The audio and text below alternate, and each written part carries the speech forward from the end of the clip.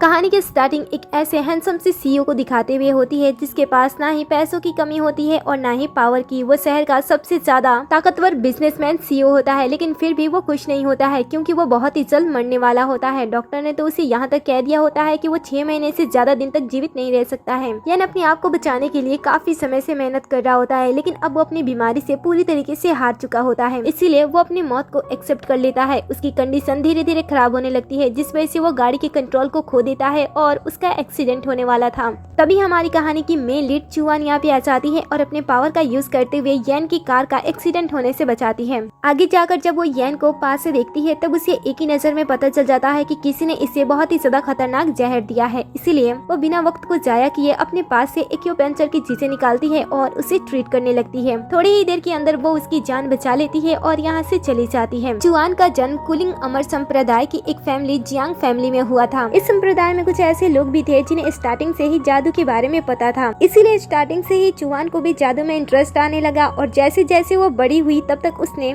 जादुई तरीके से लोगों का इलाज करना और उनकी भविष्यवाणी करने के बारे में सभी चीजें सीख ली और अब उसे अमरता हासिल करना था, लेकिन उसकी एक गलती की वजह से उसे अमरता से नीचे फेंक दिया था और यही वही समय होता है जब उसने यैन की जान बचाई होती है। 3 साल बीत जाते हैं, लेकिन चुआन अब तक अमर बनने के सपने को भूलती नहीं है और उसे हासिल करने के लिए वो बहुत सारे ऑक्शन में जाती है जहाँ पे आध्यात्मिक कलाकृतियों को बेचा जा रहा होता है। वो वहाँ पे पहुँच तो जाती है और उसके पास पैसे भी होते हैं, लेकिन इतने पैसे नहीं होते हैं कि वो कुछ भी खरीद सके। चुआन के पास सिर्फ 8 मिलियन होता है और यहाँ की चीजें तो 10 मिलियन 20 मिलियन तक पहुँच रही होती है, इसलिए वो शांत हो जाती है। वो सोचती है कि इतने पैसों में वो कुछ भी हासिल नहीं कर सकती है, उसे और भी पैसे इकट्ठा करने होंगे। तभी स्क्रीन पे छोटे छोटे जेट पत्थर से बनी हुई एक ब्रेसलेट को दिखाया जाता है जो कि चुआन का ही होता है, जिसे वो कुछ समय पहले ही गुम कर चुकी होती है। दूसरी तरफ वीआईपी कमरे में हम यैन को देखते हैं जो कि ये भी इस नीलामी में आया होता है और जैसे वो चुआन के ब्रेसलेट को देखता है वो उसे पहचान लेता है क्योंकि वो पहली नजर में ही चुआन से प्यार कर बैठा था, इसलिए वो उसे खरीदने के लिए कहता है। उधर दूसरी तरफ चुआन भी उस ब्रेसलेट को किसी भी हाल में खोना नहीं चाहती थी और इसकी कीमत भी कम थी। बोली 1 मिलियन से स्टार्ट होती है, तब चुआन उसकी बोली 8 मिलियन तक कर देती है ताकि कोई उसे ना खरीद सके, लेकिन अगले ही पल यैन के कहने पे बोली 50 मिलियन तक पहुंच जाती है। इतनी बड़ी रकम देखकर चुआन को शक होता है कि जो पर्सन इस ब्रेसलेट को खरीद रहा है उसे उस ब्रेसलेट के बारे में कुछ पता होगा। वो चाहकर भी अपने ब्रेसलेट को खरीद नहीं पाती है, उसे ऐसा लगता है कि किसी ने उसके ब्रेसलेट को उससे छीन लिया। उधर दूसरी तरफ यैन को वो ब्रेसलेट मिल जाता है। यैन कहता है कि ये ब्रेसलेट उसी लड़की का है। ये सुनकर असिस्टेंट कहता है कि बॉस मुझे माफ कर दीजिए, आपके कहने के बाद मैंने पूरे हॉस्पिटल में, शहर के एक हॉस्पिटल में उसकी जांच की थी, लेकिन वो लड़की मुझे कहीं पे भी नहीं मिली। सडनली यैन की तबीयत वापस से खराब होने लगती है। दूसरी तरफ जो चुआन होती है वो उस वीआईपी को देखने के लिए वीआईपी रूम तक पहुँचती है, लेकिन यहाँ के जो गार्ड होते हैं वो उसे अंदर जाने नहीं देते हैं। तभी चुआन को अपनी शक्तियों से पता चल जाता है कि अंदर जो कोई भी है उसकी हालत बद से बदतर हो रही है और सच में यैन की तबीयत बहुत ही ज्यादा खराब हो रही होती है। असिस्टेंट उसके लिए बहुत ही ज्यादा चिंतित होता है, लेकिन यैन उससे कहता है कि अब मेरी फिक्र मत करो, मुझे ऐसा लग रहा है कि अब मेरी मौत का समय आ चुका है, इसलिए तुम मेरे फ्यूनरल की तैयारी करो। ये सुनकर असिस्टेंट बुरी तरीके से डर जाता है और वो तुरंत डॉक्टर के पास कॉल कर देता है। इधर चुआन बॉडीगार्ड से कह रही होती है कि वो उस पर्सन की जान बचा सकती है, इसलिए वो उसे अंदर जाने दे, लेकिन बॉडीगार्ड्स तो उसे अंदर ही जाने नहीं देते हैं। तभी चुआन देखती है कि यैन के पास तो 1 मिनट से भी कम समय बचा है और तभी अंदर से भी आवाज आने लगते हैं। जैसे ही बॉडीगार्ड्स का ध्यान भटकता है वैसे ही चुआन मैजिक से 2 ताबीज लाती है और दोनों को उनके जगह पे फ्रीज कर देती है। इसके बाद वो मैजिक से अपनी चीजों को भी लाती है और दरवाजा खोलते हुए भागते हुए अंदर की तरफ जाती है। अंदर जाते ही यैन चुआन को देख लेता है, लेकिन उसे ऐसा लगता है कि शायद ये उसकी इमेजिनेशन है क्योंकि वो बहुत ही जल्द मरने वाला है और फिर वो बेहोश हो जाता है। चुआन भागते हुए तुरंत उसके पास आती है, अपने पावर का यूज करती है और उसे ठीक करने की कोशिश करने लगती है। पहले वो अपनी आध्यात्मिक ऊर्जा से उसे होश में लाने की कोशिश करती है, लेकिन जब वो देखती है कि ये काम नहीं कर रहा है तब वो तुरंत उसके कपड़े उतारने लगती है और एक्यूपंक्चर वाली सुई निकालकर एक एक करके उसके चेस्ट में चुभोने लगती है, जिससे कि समय की जो सीमा होती है वो फ्रीज हो जाती है। फिर वो उसके क्लोज आती है और अपनी आध्यात्मिक ऊर्जा उसके अंदर ट्रांसफर करने लगती है। सडनली यैन की आंखें खुलती है और वो चुआन को इतना ज्यादा क्लोज देखकर अपने आप को कंट्रोल नहीं कर पाता है और उसे किस कर बैठता है, जिससे चुआन गुस्से हो जाती है और कहती है कि एक तो मैं तुम्हारी जान बचा रही हूँ और तुम मुझे बिना मेरी परमिशन के मुझे किस कर रहे हो। उसकी की आवाज सुनने पे येन को रियलाइज होता है कि ये उसकी इमेजिनेशन नहीं बल्कि रियल में है। वो उससे कहता है कि क्या तुम सच में यहाँ पे आ गई हो। वो उससे टच करके कहता है कि तुमने मेरी फिर से जान बचाई, मैं तुम्हें कब से ढूंढ रहा था। ये सुनकर वो कहती है कि कौन हो तुम, मैं तुम्हें नहीं जानती हूँ। तब येन उसे 3 साल पहले हुए एक्सीडेंट के बारे में उसे बताता है, लेकिन चुआन को फिर भी कुछ भी याद नहीं आता है और वो अपने ब्रेसलेट को देखने लगती है और उसके बारे में पूछती है। असिस्टेंट बताता है कि बॉस ने इसे आज ही खरीदा है अपनी वाइफ के लिए, लेकिन जैसे ही येन नोटिस करता है कि चुआन को उस ब्रेसलेट में इंटरेस्ट है, वो तुरंत उसे उसके हाथ में रख देता है। चुआन उसे लेती है और तुरंत उसे पहन लेती है, लेकिन वो देखती है कि उसे पहनने के बाद भी कुछ भी नहीं हो रहा है। ये देखकर वो सोचती है कि शायद इस ब्रेसलेट ने किसी और को अपना मालिक चुन लिया है, इसलिए वो उस ब्रेसलेट को उसे वापस करती है। लेकिन तभी वो नोटिस करती है कि जैसे ही उसने येन के साथ उस ब्रेसलेट को छुआ, उसकी आध्यात्मिक ऊर्जा उसके अंदर ट्रांसफर होने लगी। इससे चुआन समझ जाती है कि जब तक ये ब्रेसलेट येन के साथ उसके साथ जुड़ा रहेगा तब तक ही वो इसका यूज कर सकती है, नहीं तो ये बेकार है। इससे वो सैड हो जाती है। असिस्टेंट कहता है कि अब आप सैड क्यों हो रहे हो, बॉस तो पूरी तरीके से ठीक हो गए हैं ना। वो कहती है कि हाँ, वो 3 दिन तक जी सकता है। ये सुनकर वो कहता है कि नहीं, आपको मेरे बॉस को पूरी तरीके से ठीक करना होगा। ये सुनकर वो कहती है इसके लिए तो मुझे इसके साथ हमेशा रहना होगा। येन तो ये सुनते ही तुरंत हमेशा के लिए चुआन के साथ रहने के लिए मान जाता है। ये सुनकर वो कहती है कि अच्छा ठीक है, अगर ऐसी बात है तो मेरे परिवार को ढूंढो और मेरे पास आओ। ऐसा कहते हुए वो तो वहाँ से चली जाती है, लेकिन असिस्टेंट को उसके ऊपर डाउट होता है। वो अपने बॉस से कहता है कि मुझे ऐसा लग रहा है कि ये लड़की आपके साथ शादी करना चाहती है, इसीलिए वो ये सब कह रही है। येन कहता है कि ठीक है, मुझे उसके साथ शादी करनी है, शादी की तैयारियां स्टार्ट कर दो। फिर वो असिस्टेंट से जिंगहाई फैमिली के बारे में पता लगाने के लिए कहता है और पता लगते ही वो पूरे गिफ्ट्स के साथ उस फैमिली में पहुंच भी जाता है। काफी सारे महंगे गिफ्ट के साथ वो घर में एंट्री लेता है और डायरेक्टली चुआन से कह देता है कि वो उसके साथ शादी करना चाहता है। शादी की बात सुनकर तो चुआन हैरान हो जाती है। वो उसे कहती है कि मैंने तुमसे कब कहा था कि मैं तुमसे शादी करूंगी। येन उसे कहता है कि तुमने कहा था कि तुम्हें मेरे इलाज करने के लिए मेरे साथ हमेशा रहना होगा, तो ये एक अच्छा सुझाव है। ऐसा कहते हुए वो शादी के सभी महंगे गिफ्ट्स को सभी के सामने करता है। माता पिता जब इतने महंगे गिफ्ट को देखते हैं तब वो भी काफी ज्यादा एक्साइटेड होते हैं।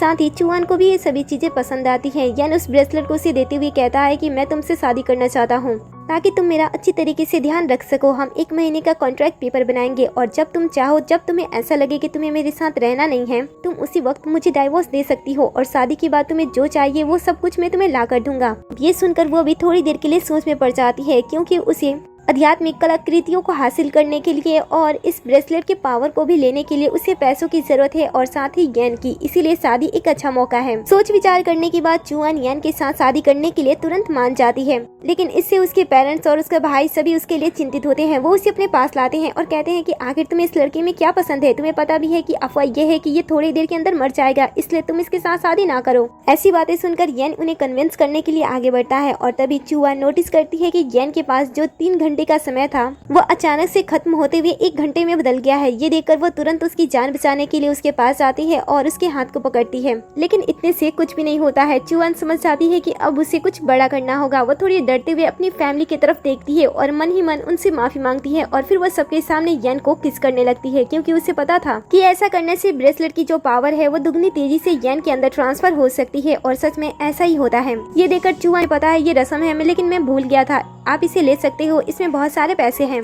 ये सुनकर वो शांति से उसके तरफ मुड़ती है और कहती है कि मेरे कहने का मतलब ये है कि कार की ब्रेक फेल हो चुके हैं, मुझे पैसे नहीं चाहिए। असिस्टेंट उसकी बात पे भरोसा नहीं करता है और कहता है कि ये मेरे बॉस की कार है, कोई भी आसानी से इसमें कुछ भी गड़बड़ नहीं कर सकता है। लेकिन यान उसे कहता है कि जाओ एक बार चेक करो। वो अपनी बॉस की बात सुनकर जाता है और तुरंत कार को चेक करता है। वो देखकर हैरान हो जाता है कि सच में इस कार के ब्रेक को किसी ने कट कर दिया है। ये सुनकर यान उससे पूछता है कि बताओ हमें अब क्या करना चाहिए। चुआन अपने पावर का यूज करते हुए पता लगाती है कि कौन सी कार सेफ है और फिर वो यान के साथ जाकर उस कार में बैठ जाती है। असिस्टेंट भी सोच रहा होता है कि चुआन मैडम को आखिर ये पता कैसे चला। कार में बैठते ही येन चुआन से कहता है कि आजकल काफी सारे ऐसे लोग हैं जो कि अफवाह फैलाते हैं कि मैं अपनी जीवन शक्ति बढ़ाने के लिए किसी के साथ शादी कर रहा हूँ, तो प्लीज तुम ऐसी बातों पे भरोसा मत करना। ये सुनकर वो कहती है कि हाँ क्यों नहीं, और फिर वो उसके हाथ को पकड़ लेती है। ये सुनकर वो कहता है कि तुम ये क्या कर रही हो। वो कहती है कि इस तरीके से मैं अपनी आध्यात्मिक ऊर्जा को बढ़ा रही हूँ ताकि मैं तुम्हें ठीक कर सकूँ। ये सुनकर वो कहता है कि क्या तुमने उस समय जो किस किया था ये सब भी इसी से रिलेटेड था। चुआन कहती है कि हाँ। अब ये सुनकर तो येन के दिल में जो फीलिंग आई हुई थी कि चुआन उसे पसंद करती है वो तो खत्म ही हो जाती है। थोड़ी देर के बाद ये लोग येन के घर पे पहुंच जाते हैं। जब चुआन पहली बार येन के घर को देखती है वो देखती है कि पूरा का पूरा घर तो नेगेटिव ऊर्जा से भरा हुआ है।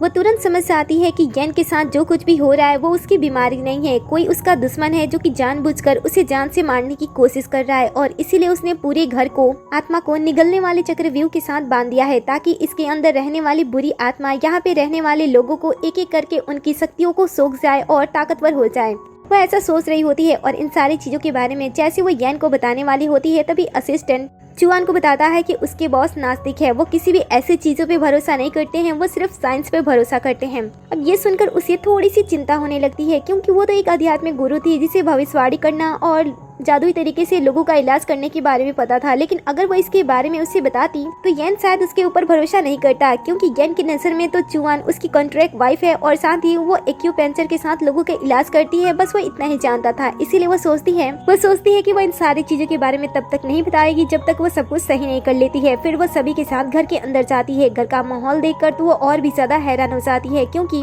घर के अंदर कुछ ऐसी चीजें होती हैं जिन्हें घर के अंदर बिल्कुल भी नहीं होना चाहिए था और यहाँ की जो अगरबत्ती होती है उसके अंदर से भी काला धुआं निकल रहा होता है। वो समझ आती है कि यहाँ पे किसी का भी रहना सही नहीं है। तभी अचानक से यहाँ आते ही येन की तबीयत फिर से खराब होने लगती है और उसका समय फिर से खत्म होने लगता है। ये देखकर चुआन उसे ठीक करने की कोशिश कर रही होती है। तभी यहाँ पे येन की स्टेप मदर और उसकी कजन सिस्टर यहाँ पे आते हैं। वो उसे इस हालत में देखकर सोचते हैं कि शायद इसका दौरा फिर से स्टार्ट हो गया है, लेकिन जैसे वो चुआन को देखते हैं वो पूछते हैं कि वो कौन है। वो उसके साथ बदतमीजी करने की भी कोशिश करते हैं, लेकिन येन उसे बताता है कि ये उसकी वाइफ है। ये जानकर दोनों को ऐसा लगता है कि शायद ये लड़की उसके पैसे को लेने के लिए यहाँ पे आई है, वो उसे प्यार नहीं करती होगी। ये सुनकर वो उसे कहता है कि अगर किसी ने भी उसकी इंसल्ट की तो मैं समझूंगा कि वो इंसान मेरी इंसल्ट कर रहा है। तभी चुआन देखती है कि येन की मरने की समय सीमा 1 मिनट से भी कम हो रही है। ये देखकर वो तुरंत सबके सामने वापस से उसे किस करने लगती है, जिससे येन को 3 मिनट मिल जाते हैं। वो तुरंत येन के कमरे के बारे में पूछती है और उसे उसके कमरे में लेकर चली जाती है।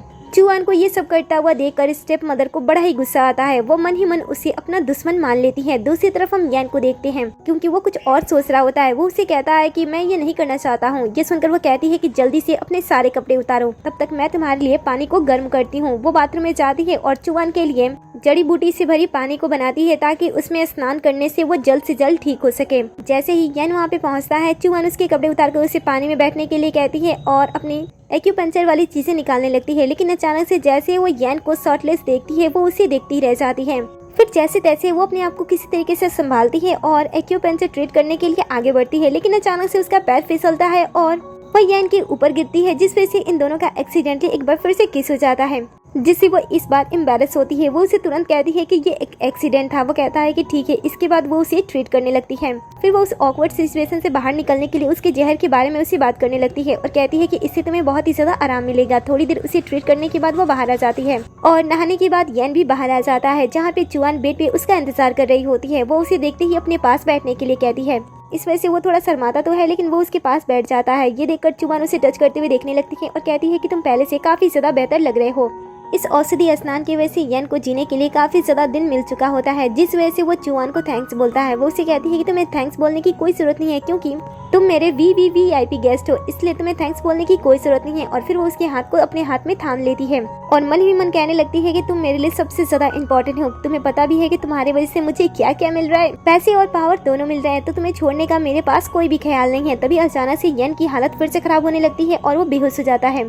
अचानक से इसकी बिगड़ती हुई हालत को देखकर और समय सीमा वापस से घटते हुए देखकर उसे गड़बड़ महसूस होती है। वो तुरंत अपने हृदय खून का यूज करती है और एक तावीज बनाकर येन की सुरक्षा के लिए उसे बांध देती है, जिससे येन को वापस से 3 दिन मिल जाते हैं। वो थोड़ी देर के अंदर होश में आ जाता है, लेकिन होश में आने के बाद वो चुआन को देखता है कि उसका चेहरा पीला पड़ चुका है और वो थोड़ी देर के अंदर बेहोश भी हो जाती है। येन तुरंत डॉक्टर को बुलाता है। डॉक्टर चुआन की जांच करती हैं और बताती हैं कि ये थक चुकी है और सो चुकी है क्योंकि ये बहुत ही ज्यादा कमजोर है, तो इसका ध्यान रखना होगा।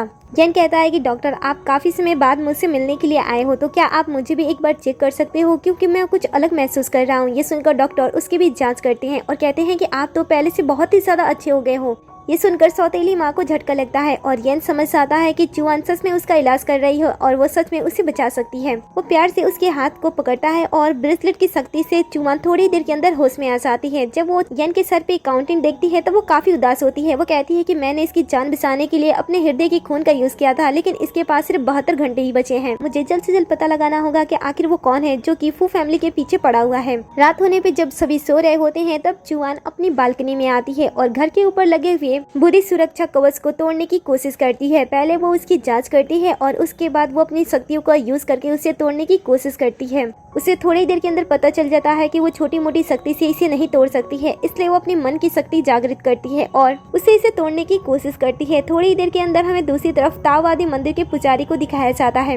ये वही पर्सन होता है जो कि फू फैमिली के घर के ऊपर ये बुरी सी चीज को लगाया हुआ होता है। वो इसे देखकर अपनी शक्तियों से उसे वापस जोड़ने की कोशिश करता है, लेकिन चुआन के पास इतनी पावर्स होती है कि वो आसानी से इस बुरी सी सुरक्षा कवच को तोड़ देती है, जिससे इस पुजारी को भी चोट पहुंचता है। फिर वो वापस से कमरे में आती है जहाँ पे यन आराम से सो रहा होता है, लेकिन अचानक से उसे बुरे सपने आने लगते हैं, जिस वजह से वो चुआन का नाम लेने लगता है।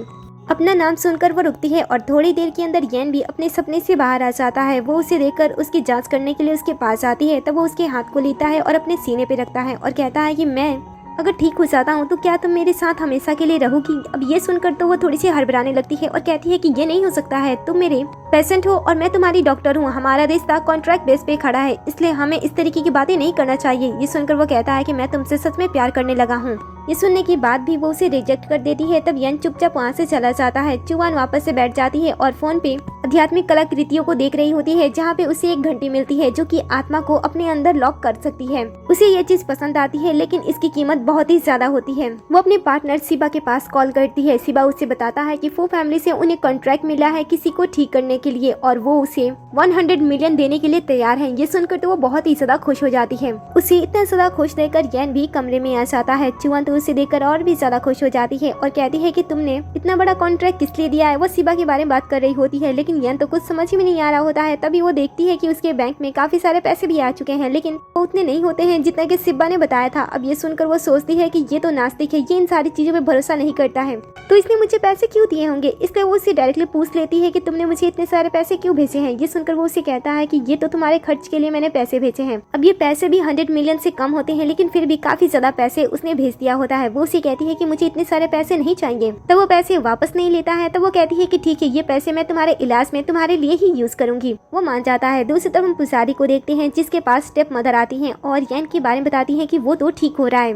पुजारी भी काफी गुस्से में होता है। वो कहता है कि किसी ने मेरी बुरी सुरक्षा कवच को तोड़ने की कोशिश की और उसे तोड़ भी दिया। आखिर तुम्हारे घर में कौन आया है। ये सुनकर वो चुआन के बारे में बता देती है, लेकिन पुजारी को विश्वास नहीं होता है कि कोई छोटी बच्ची उनका मुकाबला कर सकती है, इसलिए वो उसके ऊपर ज्यादा ध्यान नहीं देते हैं। वो उसे कहते हैं कि जो कुछ भी मैं तुमसे करने के लिए कह रहा हूँ बस तुम उतना करती जाओ, फिर सब कुछ तुम्हारा होगा। ये सुनकर वो कहती है कि ठीक है, जैसा आपने कहा था कि उसके कमरे में एक तावीज को छुपा दो, मैंने पहले ही तावीज को छुपा दिया है और अब मैं चाहती हूँ कि बस वो जल्द से जल्द खत्म हो जाए। ये सुनकर वो कहते हैं कि ठीक है, इन सारी तावीजों को देख रही हो, ये सारी तावीज मैंने उसकी बुरी किस्मत के लिए बनाया है और मुझे यकीन भी है कि वो बहुत ही जल्द खत्म हो जाएगा। ऐसा कहते हुए वो जोर जोर से हंसने लगते हैं। सीन कट होता है और आगे हम यन को देखते हैं, जो कि अपनी वसीयत को चेंज कर रहा होता है ताकि उसके मरने के बाद उसकी पूरी प्रॉपर्टी चुआन को मिले। तभी उसका असिस्टेंट उसकी ग्रैंडमा के बारे में बताता है कि उसकी ग्रैंडमा ने ऑनलाइन पे एक पोस्ट डाला है बाबा के लिए, अगर कोई भी आपको ठीक कर देता है तो आपकी ग्रैंडमा उसे 100 मिलियन देंगी। तभी चुआन भी अपने हाथों में सूप लिए यहाँ पे आती है और इनकी बातें सुनकर वहीं पे चुपचाप खड़ी हो जाती है। यन पूछता है कि क्या कोई है जिसने मेरी ग्रैंडमा के प्रपोजल को एक्सेप्ट किया है। ये सुनकर असिस्टेंट बताता है कि हाँ, एक टीम है, बिग शॉट नाम करके 3 है, जो कि 3 साल पहले आई थी और उन्होंने 100% सभी की मदद की है। क्या आपको उनसे अपना इलाज करवाना है। ये सुनकर यन कहता है कि उसके बारे में पता लगाओ और जैसे उसके बारे में पता लगे पुलिस को तुरंत कंप्लेंट कर देना। ये सुनकर तो चुआन डर जाती है और उसके हाथ से सूप नीचे गिरने लगता है। यानी उसे देखते ही तुरंत उसके पास आता है और उसे संभालता है। तभी अचानक से चुआन उसके असिस्टेंट को देखती है, जिसके ऊपर काली ऊर्जा मंडरा रही होती है, जिससे वो समझ आती है कि खतरा इसके ऊपर आने वाला है, इसीलिए वो उसे बाहर जाने से रोकती है। यानी उसे पूछता है कि आखिर क्या वजह है। तब वो बात को उसके सामने कह नहीं पा रही होती है, इसलिए वो बहाना बनाती है कि उसे कहीं पे जाना है और वो असिस्टेंट को अपने साथ लेकर चली जाती है। यान को ये चीज थोड़ी सी गड़बड़ लगती है, इसलिए छुपकर वो उनकी बातें सुनने की कोशिश करता है। इधर चुआन के मन में थोड़ा सा क्वेश्चन होता है कि अगर वो उसकी जान बचाती है और अपने बारे में बताती है तो कहीं ये इसके बारे में अपने बॉस से रिपोर्ट तो नहीं न कर देगा। वो डर रही होती है, लेकिन फिर भी वो उसकी मदद करने के लिए अपने पास से एक तावीज निकालती है, जो कि उसकी सुरक्षा के लिए उसके पास दे देती है और कहती है कि अपनी जान बचाने के लिए इसका यूज करना। ये सुनकर वो उसे पूछता है कि क्या आपको इन सारी चीजों के बारे में पता है। तब वो कहती है कि हाँ, मुझे थोड़ा बहुत पता है। तभी यहाँ पे यन भी आ जाता है। यन को देखकर वो पेड़ में पानी डालने का बहाना बनाती है और कहती है कि बस इस बार मेरी बात पे भरोसा कर लो। फिर असिस्टेंट वहाँ से चला जाता है। वो रोड पे होता है और सोच रहा होता है कि क्या उसे इसके बारे में उसके बॉस को बताना चाहिए या फिर नहीं। उसने सही जगह पे अपनी कार को पार्क किया होता है, लेकिन फिर भी अचानक से उसके सामने से एक ट्रक आती है जो कि उसे कुचलने ही वाली होती है। ये देखकर वो डर जाता है और उस तावीज का यूज करता है। अचानक से एक गोल जैसी बड़ी सी चीज होती है जो कि उसके साथ उसके कार को भी प्रोटेक्ट करती है और उस ट्रक से उसे चोट लगने से बचा लेती है। जिससे उसे चुआन पे भरोसा हो जाता है और वो तुरंत भागते हुए चुआन के पास वापस आता है और उसका शुक्रिया अदा करता है। चुआन कहती है कि तुमने बहुत ही अच्छे काम किए थे, इसलिए मैंने तुम्हारी मदद की। ये सुनकर वो उसे कहता है कि अगर आपको इन सारी चीजों के बारे में पता है तो आप बॉस की मदद क्यों नहीं करते हो, उनकी बीमारी से आप उन्हें पूरी तरीके से निकाल क्यों नहीं देते हो। ये सुनकर वो कहती है कि तुमने कहा था कि वो तो नास्तिक है, वो इन सारी चीजों पे भरोसा नहीं करता है, इसलिए मैं चुप कर उसका इलाज कर रही हूँ। ऐसा कहते हुए उसे अपने पास बुलाती है और अपने बिग शॉट ग्रुप के बारे में बताती है कि वो टीम इसकी है। ये सुनकर वो काफी इम्प्रेस होता है। दोनों आपस में बात कर रहे होते हैं, तभी यहाँ पे येन आ जाता है। येन को देखते ही दोनों एक दूसरे से दूर होने लगते हैं। चुआन को अपने असिस्टेंट से बात करते हुए देखकर येन को अपने असिस्टेंट से ही जेलसी होने लगती है। वो उसे पूछता है कि तुम यहाँ पे क्या कर रहे हो। ये देखकर चुआन उसे कमरे में ले जाने की कोशिश करती है, लेकिन वो कमरे में जाने से मना कर देता है। ये देखकर वो मन ही मन कहती है कि पता नहीं इसे ठीक करने के लिए मुझे क्या क्या करना होगा। इसे मैंने इतनी बार किस किया है कि मेरे ओंठ भी फटने लगे हैं। अब मुझे क्या करना चाहिए। तभी अचानक से उसे ख्याल आता है कि इसका तो हाल ही में एक रेस्टोरेंट खुला है। वो वहाँ पे उसके साथ जाने के लिए कहती है और येन मान जाता है। दोनों तैयारी करते हैं और जैसे ही घर से बाहर निकलने वाले होते हैं, स्टेप मॉम उन्हें सामने से मिल जाती है। स्टेप मदर येन को घर से बाहर निकलते हुए उससे पूछती है कि वो कहाँ पे जा रहा है। तब चुआन जवाब देते हुए कहती है कि वो दोनों हनीमून के लिए यहाँ से जा रहे हैं। अब ये सुनकर वो थोड़ी सी सोच में पड़ जाती है, क्योंकि उन्होंने जो जेड पत्थर का नेकलेस पहना होता है वो बहुत ही खतरनाक सी चीज होती है, जिसे वो येन के पास रखना चाहती थी ताकि येन को इससे खतरा हो और वो मर जाए। लेकिन वो ये भूल गई होती है कि येन इस समय चुआन के साथ है। चुआन बड़े ही बखूबी जान लेती है कि बूढ़ी इंसान क्या चाहती है, इसीलिए वो तुरंत उसके बुरे नेकलेस को देख लेती है और पहचान लेती है। स्टेप मदर को लगता है कि शायद अब उनके पास कोई और रास्ता नहीं होगा, इसलिए वो धीरे धीरे येन के क्लोज जाने लगती है ताकि उस नेकलेस से उसे नुकसान पहुंचा सके। लेकिन चुआन ये देख लेती है और वो तुरंत समय सीमा देखती है जो कि येन का कम हो रहा होता है, इसलिए वो तुरंत उनके सामने ही उसे किस करने लगती है। और जैसे ही सौतेली माँ का ध्यान भटकता है, वो अपने पावर से उस जेट पत्थर को भी तोड़ देती है और इस तरीके से वो एक बार फिर से येन को बुरे लोगों से बचा लेती है। और इसके बाद वो येन को अपने साथ यहाँ से लेकर चली भी जाती है।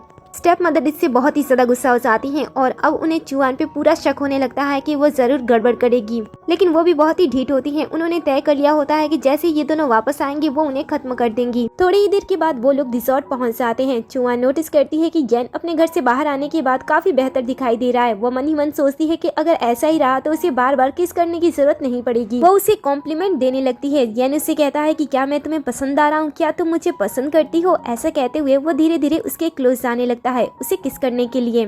लेकिन गलत टाइम पे यहाँ पे जैंग की एंट्री हो जाती है, जो कि जैंग फैमिली का यंग मास्टर होता है। वो चुआन को पहचान लेता है और उसे मास्टर कह के बुलाने वाला होता है, लेकिन चुआन उसके मुंह को बंद कर देती है और उसे कुछ भी कहने से मना करती है। उन दोनों को साथ में देखकर येन उससे पूछता है कि क्या वो दोनों एक दूसरे को जानते हैं। चुआन कहती है कि लास्ट ईयर उसने उसके पिता की हेल्प की थी, इसलिए वो दोनों एक दूसरे को जानते हैं। फिर जैन कुछ कहने वाला होता है, लेकिन चुआन उसके हाथ को पकड़ती है और उसे बात करने के लिए वहाँ से दूर लेकर चली जाती है। उन दोनों को साथ में देखकर येन को जेलसी होने लगती है, जिस वजह से वो अपने असिस्टेंट से कहता है कि इन दोनों के बारे में पता लगाओ कि आखिर ये दोनों एक दूसरे को कैसे जानते हैं। दूसरी तरफ चुआन जैन को लेकर जाती है और उसे सारी बातें बता देती है कि उसे येन के सामने उसे मास्टर कह के नहीं बुलाना है। वो बात मान लेता है, वहाँ से चला जाता है। येन आता है और चुआन को उसे अपने कमरे में लेकर जाता है। कमरे में आने के बाद चुआन देखती है कि येन के पास अब काफी ज्यादा समय है। वो ये देखकर खुश होती है और कहती है कि तुमने एक बहुत ही बड़ा हाथ मारा है। ये सुनकर वो कहता है कि हाँ तुमने सही कहा। चुआन तो समय के बारे में बात कर रही होती है, लेकिन येन तो चुआन के बारे में ही बातें करने लगता है और उसे अपने दिल की बातें कहने लगता है। ये देखकर चुआन थोड़ी सी फिर से ऑकवर्ड महसूस करने लगती है और येन से कहती है कि हमेशा तुम ऐसी बातें क्यों करते रहते हो। और फिर ऐसे कहते हुए वो अचानक से उसे सोफे पे लेटा देती है और कहती है कि अब मुझे तुम्हारे साथ कुछ करना होगा।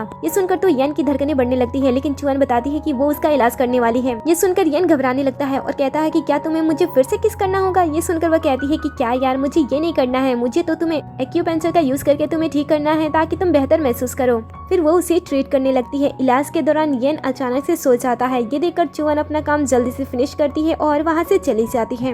जब येन सो रहा होता है तब वो अचानक से भयानक भ्रम वाले एक बुरे सपने में फंस जाता है और 3 साल पहले चला जाता है, जब वो मरने के बहुत ही ज्यादा करीब पहुंच गया था, जहां वो चुआन की तरह दिखने वाली एक छायादार आकृति को देखता है। उसे ऐसा लगता है कि शायद वही है, लेकिन वो गायब हो जाती है। लेकिन तभी एक दूसरी आकृति आ जाती है जो कि बहुत ही ज्यादा भयानक होती है। इसे आत्मा खाना पसंद होता है और ये लोगों के खून को सोख जाती थी। ये धीरे धीरे येन के ऊपर कब्जा करने लगती है और उसे कहती है कि तुम्हारी डर, तुम्हारे खामोशी की वजह से मुझे तुम्हारे पास आना ही पड़ता है। येन बुरी तरीके से डर चुका होता है। वो अपने आप को मूव भी नहीं कर पा रहा होता है और उसकी आंखों से आंसू गिर रहे होते हैं। वो आकृति धीरे धीरे उसके ऊपर हावी होने लगती है और उसके खून को उसके अंदर से सोखने लगती है। लेकिन अचानक से उसे एहसास होता है कि वो बदल गया है। वो तुरंत समझ आती है कि इसने चुआन को ढूंढ लिया है, इसलिए उसे वहाँ से भागना पड़ जाता है। लेकिन अगले ही पल वो फिर से अपने भेष को बदल कर आती है। इस बार वो हूबहू चुआन की तरह दिख रही होती है और उसे पूछती है कि क्या तुम मुझसे प्यार करती हो? अगर प्यार करती हो तो क्या तुम मेरे साथ यहीं पे रहना पसंद करोगे? ये दृश्य यान को इसलिए दिखाई दे रहा होता है क्योंकि वो गहरे दिल से चुआन को पसंद करने लगा था और वो मरने से डरता था और वो अपने मरने वाले समय को कभी भूल नहीं पाता था। इसलिए ये सारी चीजें उसे अपने अंदर जकड़ ली हुई थी।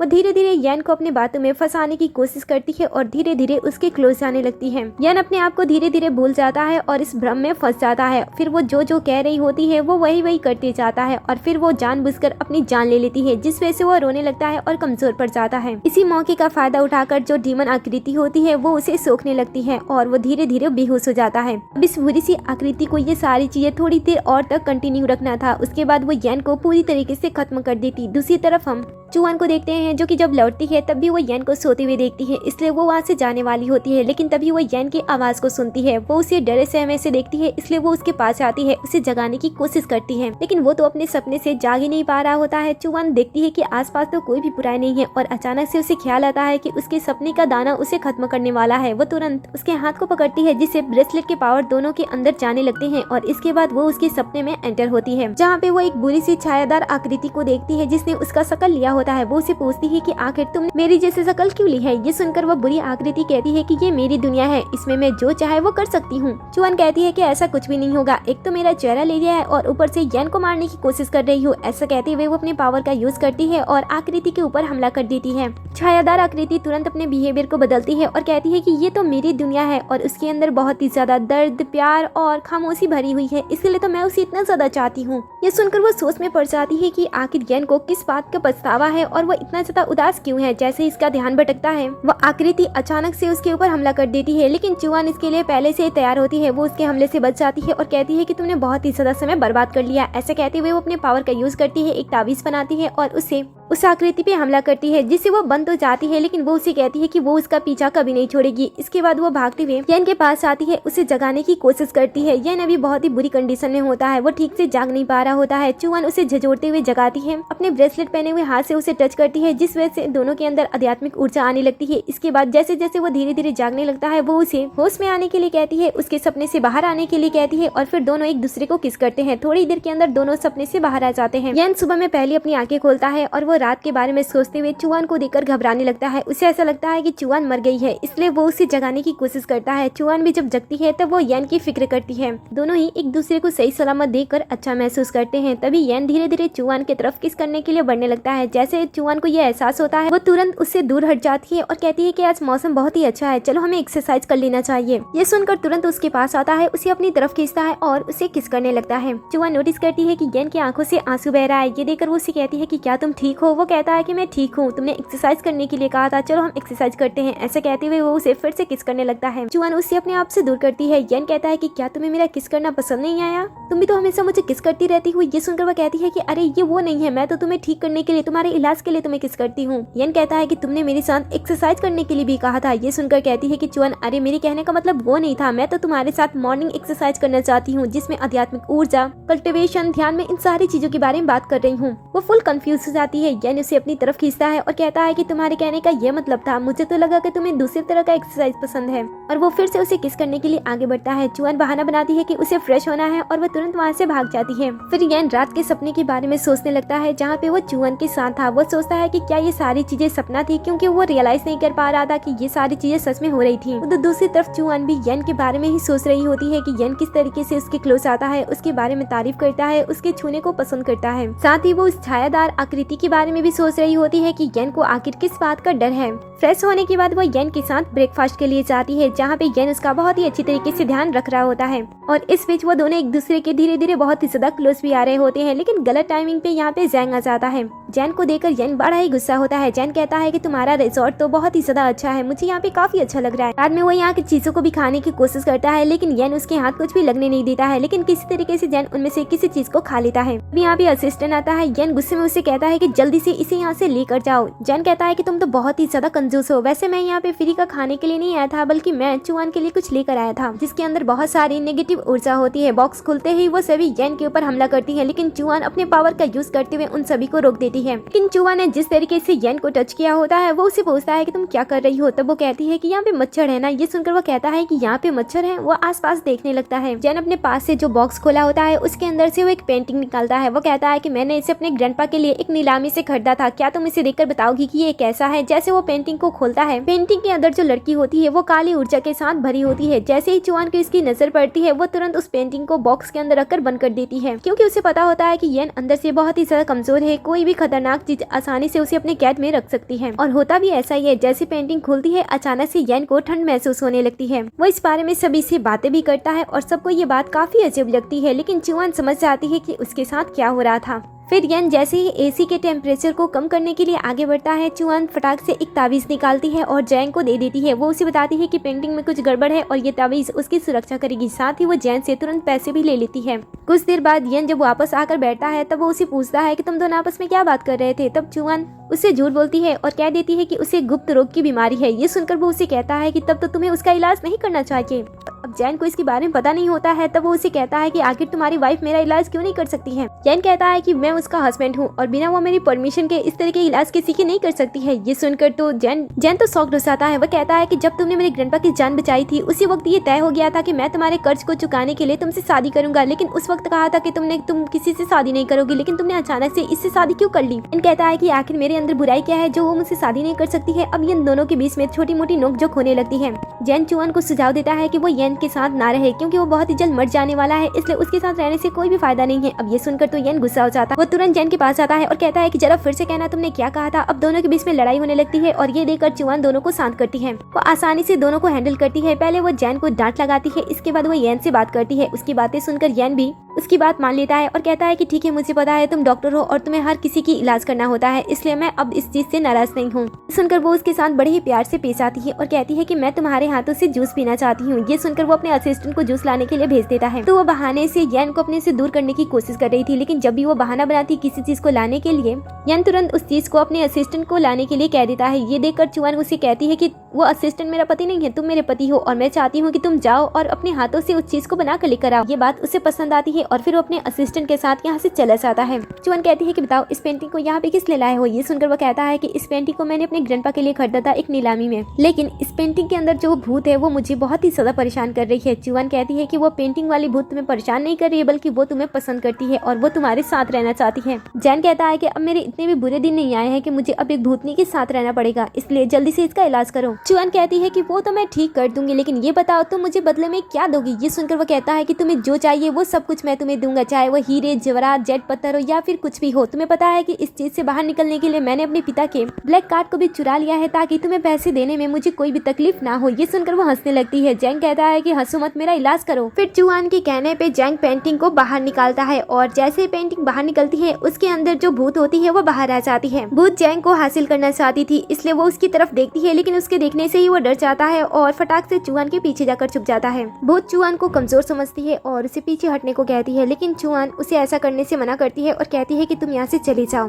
तब वो बात नहीं मानती है और उसके ऊपर हमला करती है, लेकिन जब चुआन का हमला होता है तब वो समझ जाती है कि चुआन उसे कई गुना ज्यादा ताकतवर है। जब वो हमला कर रही होती है तब वो उसके हेयर पिन को भी छीन लेती है, जिसके लिए बुरी आत्मा बहुत ही ज्यादा बेचैन होती है। चुआन उसे पूछती है कि तुम इस हेयर पिन के लिए इतनी ज्यादा बेचैन क्यों हो रही हो। बुरी आत्मा बताती है कि इसे जैंग ने मुझे दिया था। पता चलता है कि जब जैंग ने इस पेंटिंग को खरीदा तब उसे पसंद आया। वो इस पेंटिंग से बातें भी करने लगा और इस पेंटिंग को उसने ऐसे कैजुअली वो बालों वाली गिफ्ट दे दी थी, लेकिन उसे ये नहीं पता था कि इसके अंदर कोई भटकती हुई आत्मा है जो कि उसके इस बिहेवियर से उससे प्यार करने लगेगी। जब चुआन को सभी माजरा समझ में आ जाता है तब वो जैंग को डांट लगाती है कि वो इस तरीके से किसी भी चीजों के साथ बात ना करे और उसे इस तरीके की फीलिंग ना जगाए। साथ ही वो भटकती हुई आत्मा को आईना दिखाती है और उसे बताती है कि तुम बहुत ही ज्यादा सुंदर हो, तुम्हें तो कोई भी मिल जाएगा, इसलिए अच्छा होगा कि तुम इस तरीके से भटको मत, बल्कि आफ्टर लाइफ में चलने लगो, ताकि उसके बाद तुम्हारा पुनर्जन्म हो सके और तुम किसी से सच्चा प्यार कर सको। इसकी बातें सुनकर बहुत ही ज्यादा इमोशनल होने लगती है। चुआन उसे हेयर क्लिप को वापस करती है, लेकिन वो वहाँ से गायब हो जाती है। जाती है। उसी वक्त वहाँ पे येन आ जाता है उसके लिए कॉफी लेकर। वो उसे देखते ही उस हेयर पिन को अपने पीछे छुपा लेती है जिसके अंदर से अभी भी काली धुआं निकल रही होती है। ये देखकर येन को फिक्र होने लगती है। वो उसे पूछता है कि उसने हाथ में क्या पकड़ा है, तो वो बहाना बनाती है क्योंकि उसे पता होता है कि अगर वो उसे बताएगी तो वो उसकी बातों पे भरोसा नहीं करेगा, इसलिए वो उसे बहाना बनाती है। लेकिन वो तो उसकी बहुत ही ज्यादा फिक्र करने लगता है। वो असिस्टेंट से कहकर किसी को बुलाने के लिए भी कहता है जो कि आग को बुझाए। तब चुआन जोर जोर से बोलते हुए उसे इशारे में समझाती है कि ये कोई ऐसी वैसी चीज नहीं है, ये एक नेगेटिव चीज है। तब वो समझ आती है और ये लोग सभी मिलकर ऐसा इशारा करते हैं और ऐसी बातें बनाते हैं कि यहाँ पे कोई काला धुआं है ही नहीं। और फिर चुआन उसे अपनी बातों में फंसाते हुए उसे बाहर टहलने के लिए लेकर चली जाती है। उसके जाने के बाद जैन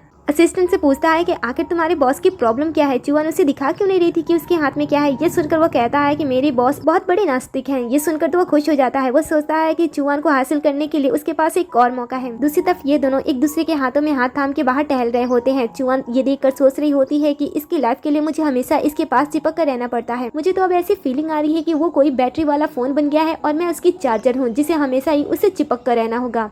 ऐसा सोचते हुए वो उसके साथ चल रही होती है। तभी सामने से एक ज्योतिषी आते हैं जिनकी नज़र सीईओ पे जाती है। वो उन्हें ध्यान से देखते हुए उनसे कहते हैं कि उसके पास जीने के लिए ज्यादा समय नहीं है। ये बात उसे बुरी तो लगती है लेकिन वो ज्योतिषी कहता है कि मैं मरने वाला हूँ लेकिन मैं आपकी बातों पे भरोसा नहीं करता हूँ। ऐसा कहते हुए वो आगे बढ़ता है लेकिन ज्योतिषी उसे फिर से रोकते हुए उसे कहता है कि तुम्हारी मौत निकट आ रही है लेकिन मैं तुमसे ये भी कहना चाहूंगा कि तुम्हारे साथ एक बहुत ही अच्छी चीज है। अगर तुम उसे पकड़ के रखते हो तो शायद तुम्हारे मौत को टाला जा सकता है और अगर तुम उसे अनजाने में छोड़ देते हो तो तुम हमेशा ही उसके लिए पछताओगे। असल में वो चुआन के बारे में बात करते हैं जिससे वो प्यार करने लगा था और उसके साथ रहने से कोई भी येन को समय से पहले उसे मार नहीं सकता था। वो ज्योतिषी की बातें सुनता है और इमोशनल होते हुए वो चुआन को अपनी तरफ खींचता है क्योंकि वो समझ गया था कि वो ज्योतिषी चुआन के बारे में बातें कर रहे हैं। वो उसे गले से लगा लेता है और उसे किस करने लगता है। इस बार चुआन उसे अपने आप से दूर नहीं करती है लेकिन तभी यहाँ पे चुआन का भाई आ जाता है जो कि उसे वहाँ पे देखकर आवाज लगाता है। चुआन येन से दूर होती है। जो चुआन का भाई होता है वो येन को बिल्कुल भी पसंद नहीं करता था, इसीलिए वो इन दोनों को यहाँ पे देखकर उन्हें बातें सुनाता है। लेकिन तभी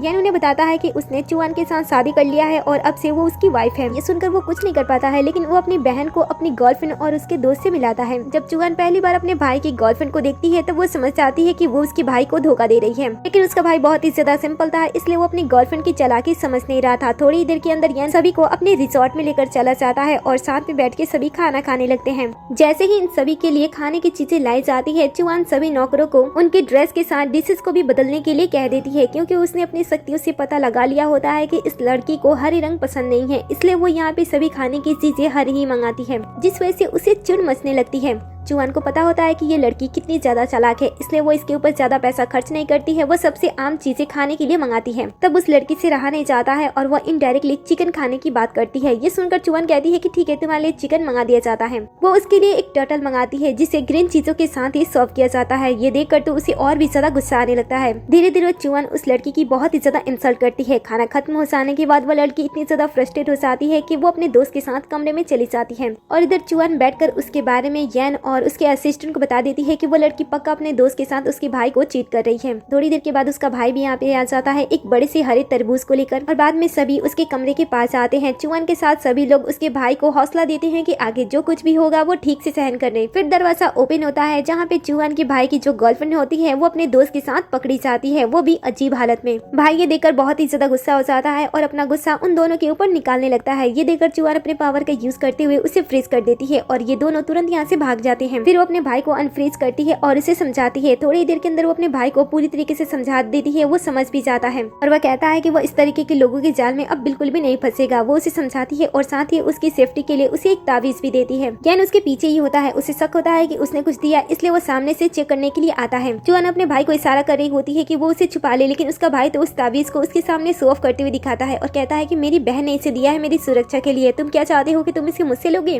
तब येन चुआन से कहता है कि मुझे भी ये चीज चाहिए। ये सुनकर तो सभी हैरान हो जाते हैं क्योंकि येन कभी भी इन चीजों पे भरोसा नहीं करता था। वो सामने से अपनी वाइफ से ताबीज मांग रहा था। ये सुनकर वो शॉक तो होती है लेकिन वो उसे ताबीज दे देती है। तभी असिस्टेंट के पास कॉल आता है कि ग्रैंडमा जैसे ही घर पहुंची उन्हें चक्कर आ गया और वो बेहोश हो गई। ये बात जैसे ही इन्हें पता चलती है ये तुरंत घर के लिए निकल जाते हैं। घर पहुंचने के बाद वो लोग देखते हैं कि घर पे डॉक्टर है जो कि ग्रैंडमा का इलाज कर रहा है। स्टेप मॉम बताती है कि जैसे ही ग्रैंडमा घर पे पहुंची अचानक से उनकी तबीयत खराब हो गई। डॉक्टर भी उनका पता नहीं लगा पा रहे हूँ कि उनके साथ क्या हुआ था। ये सुनकर यन चुआन से कहता है कि जरा एक बार तुम मेरी ग्रैंडमा को देख लोगी। ये सुनकर वो आगे बढ़ती है। ग्रैंडमा को पास से देखने के बाद वो एक हाथ से यन को पकड़ती है, जिससे वो अपनी आध्यात्मिक ऊर्जा को सक्रिय कर देती है, और दूसरे हाथ से वो ग्रैंडमा को पकड़ लेती है, जिससे वो ग्रैंडमा के बारे में पता लगा लेती है कि उनको क्या हुआ है। सौतेली माँ कह रही होती है कि जब डॉक्टर उसका पता नहीं लगा सकते हैं तो वो क्या ही कर सकती है। डॉक्टर भी कह रही होती है कि उन्होंने पता लगाया लेकिन कुछ भी पता नहीं चल रहा है। लेकिन चुआन पता लगा लेती है। उसे पता चल जाता है कि इनके ऊपर किसी ने जादू किया था। वो तुरंत पूछती है कि क्या ग्रैंडमा जब घर पे पहुंची थी तो उन्हें खाने पीने के लिए कोई चीज दी गई थी। सौतेली माँ ये सुनकर घबराने लगती है और कहती है कि नहीं, ऐसा तो कुछ भी नहीं हुआ है। वो फिर से बात पे जोर देते हुए पूछती है कि क्या ग्रैंडमा ने कुछ खाया था। वो कहती है कि हाँ, उन्होंने बस थोड़ा सा खाया था, लेकिन इससे क्या हो जाएगा। वो समझ जाती है कि इन्होंने ही उसे जहर दिया है। यानी उसे पूछता है कि क्या मेरी ग्रैंडमा को किसी ने जहर दिया था। ये सुनकर वो कहती है कि हाँ, तुम्हारे ग्रैंडमा को किसी ने जहर दिया था, लेकिन कोई बात नहीं है, मैं फिर भी उन्हें ठीक कर सकती हूँ। ऐसा कहते हुए वो अपनी इलाज करने वाली चीजें निकालने लगती है, जिससे सौतेली माँ डरने लगती है और घबराते हुए कहती है कि तुम ऐसा कैसे कह सकते हो। इस परिवार में कोई भी ऐसा घटिया काम नहीं कर सकता है, और किसके पास इतनी हिम्मत है जो कि इस घर के मुखिया को मारने की कोशिश करे। चुआन कहती है कि ये तो हम ग्रैंडमा से ही पूछ लेंगे जैसे वो ठीक होती हैं। कजन सिस्टर कहती है कि क्या तुम्हारे पास कोई डिग्री है, तुम ऐसे ही उनको ट्रीट कर रही हो। अगर तुम्हारे ट्रीट करने से उन्हें कुछ हो जाता है तो। यन कहता है कि वो मेरी वाइफ है और मैं उस पर भरोसा करता हूँ और मैं उसकी जिम्मेदारी भी लेता हूँ। ये सुनने के बाद भी कजन सिस्टर बोले जा रही होती है, जिससे चुआन को इलाज करने में तकलीफ होती है। वो कहती है कि जल्दी से इन दोनों को बाहर निकालो, क्योंकि ये बहुत ही ज्यादा बकवास कर रही हैं। फिर असिस्टेंट तीनों को कमरे से बाहर निकाल देता है। फिर चुआन ग्रैंडमा को ट्रीट करना स्टार्ट कर देती है। ट्रीट करने के बाद वो अपने पावर का भी यूज करती है उन्हें होश में लाने के लिए। जैसे ही उसका काम खत्म होता है, धीरे धीरे ग्रैंडमा होश में भी आने लगती हैं। दूसरी तरफ हम उसी पुजारी को देखते हैं। स्टेप मदर उसे मिलती हैं और बताती हैं कि यन वापस आ चुका है, और वो काफी खुश हो रहे होते हैं। वो कहते हैं कि मैंने पहले ही सभी तैयारियां कर ली है, और उसके बाद वो उसे एक छोटा सा काला पत्थर देते हैं। वो उस पत्थर को उसे देते हैं और कहते हैं कि इसे ले जाकर उसके घर में रख देना, फिर धीरे धीरे मैं उसे खत्म कर दूंगा। लेकिन याद रहे, सभी चीजें सही तरीके से करना, नहीं तो इसका प्रभाव उल्टा हम पे पड़ सकता है। दूसरी तरफ ग्रैंडमा ठीक हो जाती हैं। चुआन को देखकर वो काफी खुश होती हैं। यन से कहती हैं कि चुआन बहुत ही अच्छी लड़की है, मुझे वो बहुत ही पसंद आई, इसलिए तुम उसका ध्यान रखना। इधर सौतेली माँ और कजन आपस में बात कर रहे होते हैं कि उन्हें जल्द से जल्द कोई ना कोई डिसीजन लेना होगा, नहीं तो सब कुछ खराब हो जाएगा। फिर हम नियन को चुआन को कमरे से बाहर निकालते हुए देखते हैं। वो उसे पूछता है कि क्या ग्रैंडमा को सच में जहर दिया गया था। ये सुनकर वो कहती है कि नहीं, ऐसा कुछ भी नहीं है, उनके ऊपर जादू किया गया था। वो कहता है कि क्या सच में। ये सुनकर वो उसे कहती है कि क्या तुम मुझ पे विश्वास करते हो। वो कहता है कि हाँ, मैं तुम पे भरोसा करता हूँ। ये सुनकर वो कहती है कि चलो ठीक है, मैं तुम्हें अपनी पूरी सच्चाई बता देती हूँ।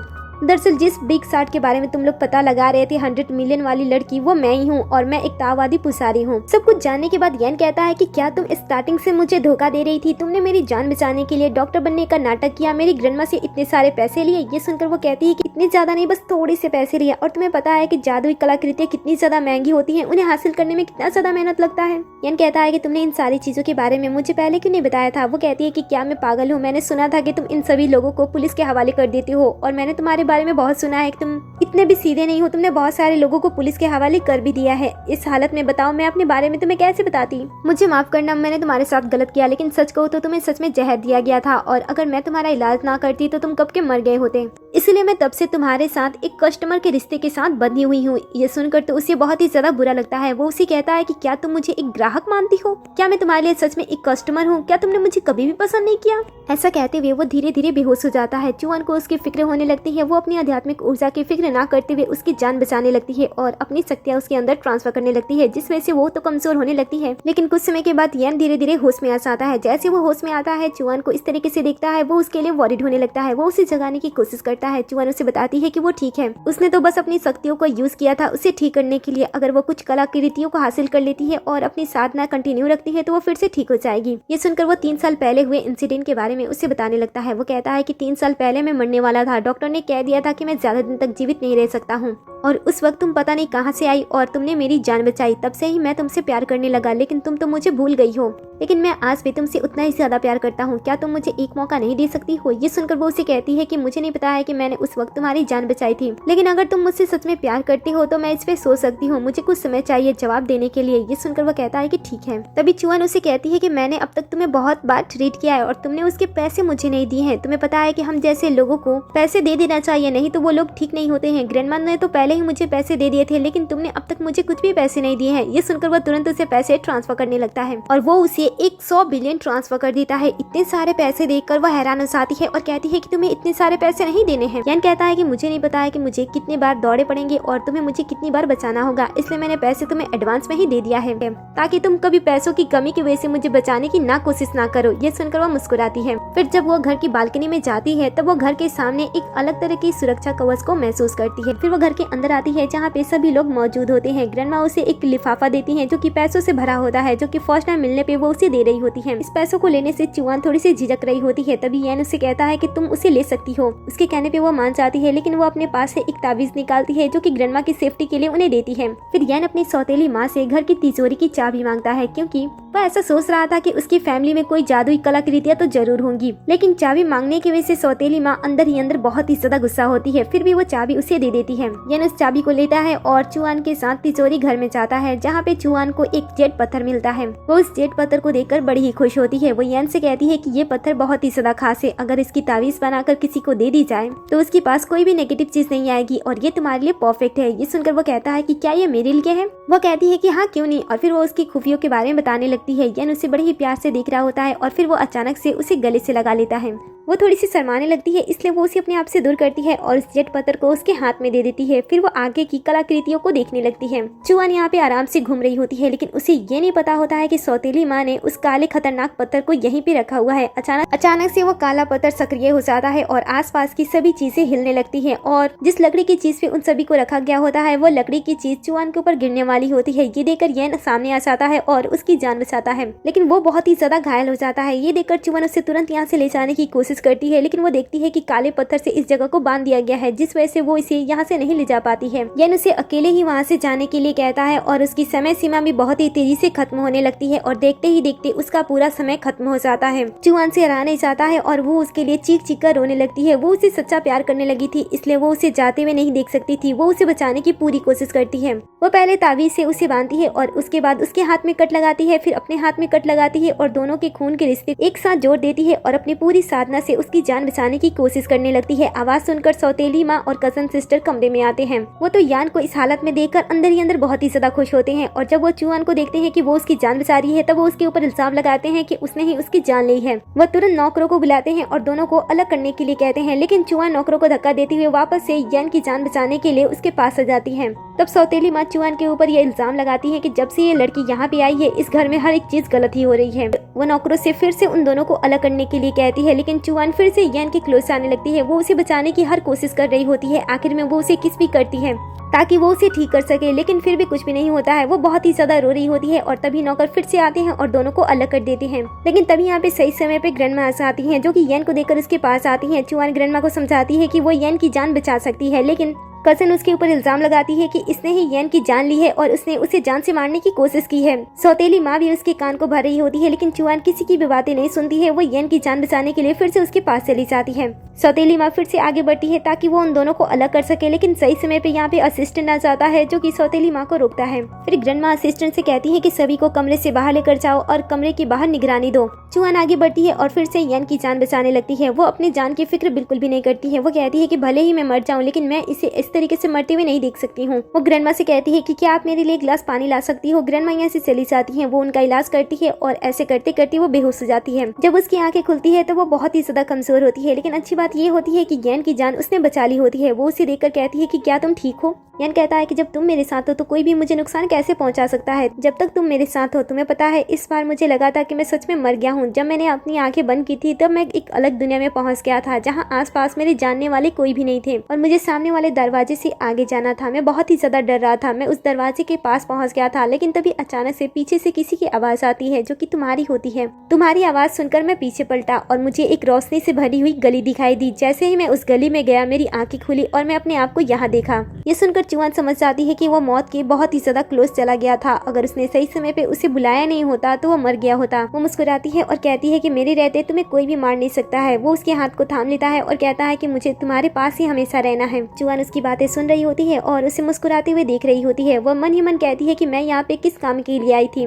मुझे तो बस अपनी शक्तियाँ बढ़ानी थी और अमरता को हासिल करना था, जिस वजह से मैं इसके साथ आई थी। लेकिन पता नहीं मुझे कब इससे प्यार हो गया और अब मैं इतना पागल हो गई हूँ कि मैं इसे मरते हुआ कभी देख ही नहीं सकती हूँ। ये ऐसा सोच ही रही होती है, तभी कमरे में ग्रैंडमा जाती हैं। वो पहले उसकी हालत के बारे में पूछती हैं और जब उन्हें पता चलता है कि वो ठीक है, तब वो अपनी बेटी की जान बचाने के लिए उससे शुक्रिया अदा करती हैं और साथ ही वो सौतेली माँ के बारे में पता लगाने के लिए कहती हैं, क्योंकि वो घर से गायब हो चुकी थी। ये सुनकर वो कहती है कि मैं उनके बारे में पता नहीं लगाना चाहती हूँ, क्योंकि मुझे ऐसा लगता है कि इन सारी चीजों के पीछे वही हैं। ये सुनकर ग्रैंडमा कहती है कि मुझे भी शक है, लेकिन मैं जानना चाहती हूँ कि वो कहाँ पे है। वो भी हमारे परिवार का एक हिस्सा है, इसलिए मुझे उसकी भी चिंता हो रही है। वैसे कल मैं तुम्हें किसी से मिलवाना चाहती हूँ। ऐसा कहते हुए ग्रैंडमा वहाँ से चली जाती है। तभी चुआन के पास जैंग कॉल करता है, क्योंकि उसे उसके फैमिली के बारे में पता था, इसलिए वो उसकी हेल्प करने के लिए कहता है। वो कहती है कि मुझे हेल्प की कोई जरूरत नहीं है, लेकिन मैं कल कहीं पे जाने वाली हूँ, इसलिए तुम मेरे साथ चलना। वो कहता है कि ठीक है, लेकिन मैं तुमसे पूछना चाहता हूँ कि क्या तुमने सच में उस लड़के से शादी कर ली है? देखो उससे कई गुना ज्यादा मैं अच्छा हूँ, इसलिए तुम उसे छोड़ दो और मुझसे शादी कर लो। तभी यहाँ पे जैन आ जाता है, जो कि जैन की आवाज सुनकर वो उससे बात करने लगता है और जैसे ही जैन यन की आवाज सुनता है, वो तुरंत फोन को कट कर देता है। फिर वो चुआन से कहता है कि क्या उससे बात करना जरूरी है? ये सुनकर वो कहती है कि वो मेरे साथ कल वहाँ पे जाना चाहता है, जहाँ पे ग्रैंडमा मुझे लेकर जाने वाली है, इसलिए मैं उससे बात कर रही थी और वैसे भी वो मेरा VIP कस्टमर है। ये सुनकर वो कहता है कि अच्छा ऐसी बात है, अगर वो भी बीमार पड़े तो क्या तुम उससे भी किस करोगी? चुआन कहती है कि इसकी कोई जरूरत नहीं है, क्योंकि वो इतना ज्यादा बीमार नहीं पड़ता है। इसके बाद वो उसे अपने प्यार के बारे में पूछता है कि तुमने क्या सोचा था। तब वो सोने का नाटक करने लगती है, जिस वजह से वो उठकर वहाँ से चला जाता है। इसके बाद वो सोचती है कि पता नहीं मैं इसे कब कहूंगी कि मैं भी उससे प्यार करती हूँ। अगले सीन में हम ग्रैंडमा को देखते हैं, जो कि सभी को लेकर उस पर्सन के पास जाती हैं, जिन्होंने उनसे कुछ में पैसे लिए होते हैं और उनके यन को ठीक करने के लिए कहा होता है, और वो कोई और नहीं बल्कि सिब्बा होता है। यहाँ पे आने के बाद चुआन देखती है कि ये तो इसके ही टीममेट हैं और ये वही गुरु है जिसके लिए ग्रैंडमा यहाँ पे आई हुई है। उस समय दादी इशारे से यन को वहाँ से दूर भेजती हैं, क्योंकि उन्हें पता होता है कि उनका बेटा इन सारी चीजों पे भरोसा नहीं करता है। और उसके बाद वो उनके गुरु के बारे में पूछती हैं। तब जैंग गलती से चुआन के बारे में ग्रैंडमा को बता देता है, लेकिन ग्रैंडमा को जैसे इसके बारे में पता चलता है, वो तो बहुत ही ज्यादा खुश होती है। वो कहती है कि इसीलिए तुम मेरे बेटे को ठीक कर रही थी। सब कुछ पता लगने पे सभी खुश होते हैं और तभी सिबा अपने पास से एक आभूषण निकाल कर चुआन को दे देता है, जो कि पंगु बैनर होता है, जिसके अंदर बहुत सारी शक्तियाँ होती हैं। चुआन उसे पाकर बहुत ही ज्यादा खुश होती है और उसे तुरंत अपने बॉडी के अंदर अब्सॉर्ब कर लेती है। ये हो जाने के बाद चुआन वहाँ से निकलती है और यन के साथ ऐसे ही टहल रही होती है और तभी कजन सिस्टर उसे देख लेती है। उन दोनों को साथ में देखकर उसे चुआन से जेलसी होने लगती है। वो अंदर जाकर एक बाउल में अपने हाथ को रखती है और इसमें कट लगाकर खून को उस बाउल के अंदर डालने लगती है,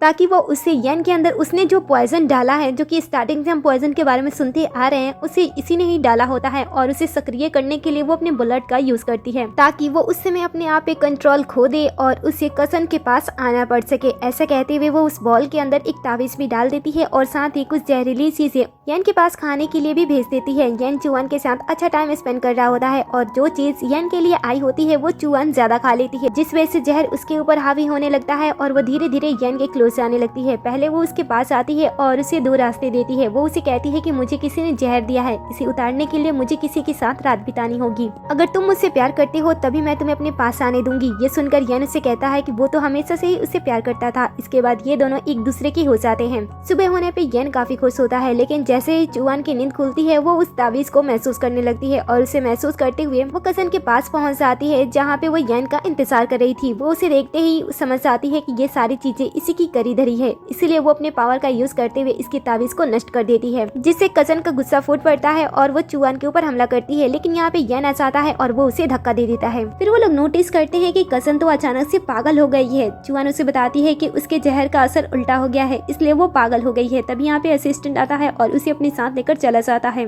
दूसरी तरफ हम पुजारी को सौतेली माँ के साथ देखते हैं। सौतेली माँ बहुत ही ज्यादा गुस्से में होती है। वो कहती है कि मैंने कब से उस लड़की को अपने बातों में फंसा कर रखा था, ताकि उस लड़की का यूज करके पहले मैं यन की जान लूं और उसके बाद उस लड़की की। लेकिन जहर देने के बाद भी वो जिंदा है। लेकिन आप तो कब से पता नहीं क्या किए जा रहे हो और मेरे प्लान को सफल ही नहीं होने दे रहे हो। ये सुनकर वो कहते हैं कि मैं क्या करूं, मैंने तो बहुत ही खतरनाक जहर बनाया था, लेकिन किसी ने उसे आराम से ही सोख लिया। सौतेली माँ कहती है कि तो अब हमें क्या करना चाहिए, क्या हम हाथ पे हाथ धरे यहाँ पे बैठे रहें? ये सुनकर वो कहता है कि इसकी कोई जरूरत नहीं है, क्योंकि मैंने तावीज पहले ही बना ली है और इस बार मैंने उसके नाम की गुड़ी बनाया है, जिससे मैं उसे अब खत्म ही कर दूंगा। सौतेली माँ को थोड़ा सा डाउट हो रहा होता है, लेकिन पुजारी पूरे कॉन्फिडेंट के साथ कहता है कि इस बार वो अपना काम करके ही दम लेगा। फिर वो उस गुड़िया को सक्रिय करने के लिए सौतेली माँ के ब्लड को लेता है और उसके ऊपर अपना तंत्र विद्या स्टार्ट कर देता है। दूसरी तरफ हम यन को देखते हैं, जिसकी हालत उस गुड़िया की वजह से धीरे धीरे खराब होने लगती है। चुआन तुरंत इस बात का पता लगाती है कि इसके पीछे कौन है। वो अपने पावर का यूज करती है और उस बूढ़े इंसान को देख लेती है। वो उसे रोकने की कोशिश करती है, लेकिन बूढ़े इंसान को लगता है कि ये कोई भूत है।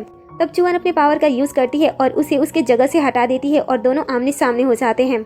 पुजारी उसके साथ लड़ाई करने के लिए पूरी तैयारी करता है। वो अपने तलवार का यूज करता है और बार बार चुआन के ऊपर हमला करता है, लेकिन चुआन इतनी ज्यादा ताकतवर होती है कि उसके एक हमले भी उसे नुकसान नहीं पहुंचा पाते हैं, जिस वजह से बड़ा ही फ्रस्ट्रेट होता है। वो कहता है कि आखिर तुम हो कौन जिसके ऊपर मेरे पावर्स काम नहीं कर रहे हैं। ये सुनकर वो कहती है कि मैं तुम्हारे सोच से कई गुना ज्यादा आगे निकल चुकी हूँ, इसलिए अब तुम भी यहाँ से निकल लो। लेकिन वो हार नहीं मानता है, वो वापस से उसके ऊपर हमला करता है। ये देखकर चुआन उस पंगु बैनर का यूज करती है जिसे लास्ट टाइम सिब्बा ने उसे दिया था, वो उसका यूज करती है और उसके अंदर उसे कैद करने की कोशिश करती है। लेकिन तभी यहाँ पे यन आ जाता है, जिस वजह से उसका ध्यान भटकता है और वो तांत्रिक वहाँ से निकलकर भाग जाता है। यन को उसकी फिक्र होती है कि वो दोबारा आकर इससे नुकसान पहुंचा सकता है, लेकिन वो उसे कहती है कि तुम्हें चिंता करने की कोई जरूरत नहीं है, क्योंकि वो घायल है और वो ज्यादा समय तक जीवित नहीं रह सकता है। फिर वो दोनों वहाँ से चले जाते हैं। दूसरी तरफ हम सिब्बा को देखते हैं जिसके साथ जैंग गेम खेल रहा होता है और वो उसे कहता है कि आखिर वो दोनों अलग कब होंगे, मैं उसे प्यार करता हूँ और उसके साथ रहना चाहता हूँ। ये सुनकर वो कहता है कि अब तो ऐसा बिल्कुल भी नहीं हो सकता है। ये सुनकर वो गुस्सा हो जाता है और वहाँ से बाहर निकलता है। बाहर उसे एक मास्क वाली लड़की मिलती है जो कि उसे कहती है कि मुझे पता है तुम किसी से प्यार करते हो, लेकिन वो लड़की किसी और से प्यार करती है, लेकिन अगर तुम मेरी बात मानते हो तो वो लड़की तुम्हारे कदमों में आ जाएगी। ऐसा कहते हुए वो उसे जहर से भरी हुई एक डिब्बी देती है और कहती है कि इसका यूज करो और इस इंसान को मार डालो। ये सुनकर वो कहता है कि भले ही मैं उससे प्यार करता हूँ, लेकिन मैं उसके लिए किसी की जान नहीं ले सकता हूँ, क्योंकि मुझे पता है कि वो इंसान उसे ही सबसे ज्यादा पसंद करती है।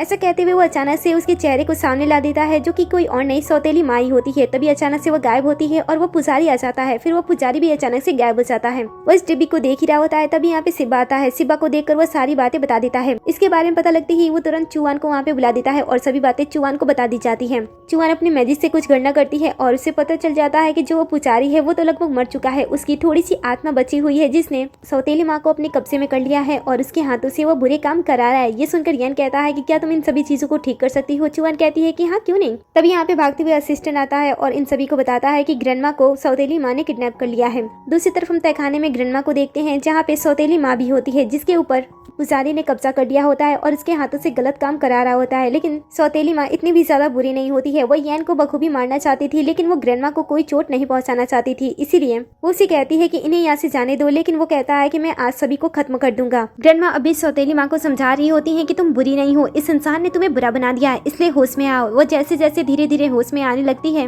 पुजारी कमजोर होने लगता है, जिस वजह से वो ग्रैंडमा के ऊपर हमला कर देता है। और तभी यहाँ पे मैजिकल तरीके से यन और चुआन भी आ जाते हैं। ग्रैंडमा को बंधा हुआ देखकर यन उसे बचाने के लिए आगे बढ़ता है और रस्सी खोलने वाला होता है, लेकिन तभी बुरा इंसान उसके ऊपर पावर का यूज करता है और उसे बांध देता है और कहता है कि पिछली बार मैंने तुम्हें कम आंका था, लेकिन इस बार मैं तुम्हारे पूरे परिवार को खत्म कर दूंगा। चुआन उसकी धमकी से नहीं डरती है और वापस से वो पंजू बैनर का यूज करती है और उसका यूज करते हुए वो पहले यन को उसके कब्जे से निकालती है और उसके बाद वो उसके हाथ को पकड़ते हुए अपनी आध्यात्मिक शक्ति दुगनी तिगनी कर लेती है और उसके बाद वो उसके पुजारी के ऊपर हमला करती है। थोड़ी देर के अंदर पुजारी पूरी तरीके से खत्म हो जाता है और सौतेली माँ शांत पड़ जाती है। चुआन ग्रैंडमा के हाथ खोलती है। ये देखकर वो कहती है कि मुझे नहीं पता था कि उसके साथ ये सब होगा। चुआन बताती है कि काफी समय से उन्हें बुरी आत्मा ने अपने कैद में रखी थी, जिस वजह से मैंने उनकी जान तो बचा ली, लेकिन वो पुराने समय तक ठीक नहीं हो सकती है। उन्हें अब हॉस्पिटल में ही रहना होगा। यन भी उनके हॉस्पिटल में रहने का इंतजाम कर लेता है। सीन कट होता है और अगले सीन में हम दोनों की शादी को देखते हैं। इस बार दोनों अपनी मर्जी, अपनी पूरी खुशी से पूरे रिचुअल के साथ अपनी शादी कर रहे होते हैं और दोनों एक दूसरे के साथ बहुत ही ज्यादा खुश होते हैं।